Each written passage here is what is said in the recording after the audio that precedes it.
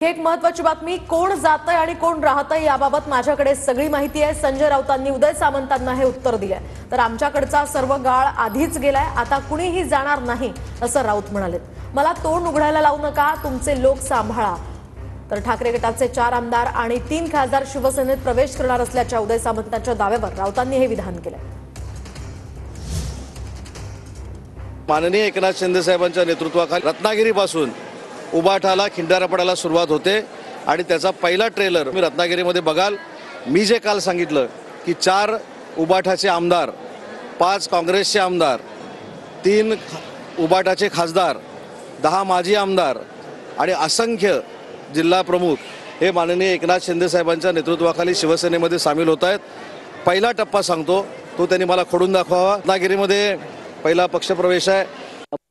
उदय सामंतांना माझं आव्हान आहे की ते तुम्ही प्रवेश वगैरे दिलात बरं का, की आम्ही टीव्हीवर पाहू आणि मग आम्ही रिॲक्शन देऊ। तुमचे सांभाळा आधी आणि तुम्ही स्वतःला सांभाळा। मला तोंड उघडायला लावू नका। माझ्याकडे सगळी माहिती आहे। माझ्याकडे जी माहिती आहे ती कदाचित त्यांच्याकडेही नसेल। तेव्हा आमचे काय जाता येत आहे ना, आमचा सगळा गाळ गेलेला आहे।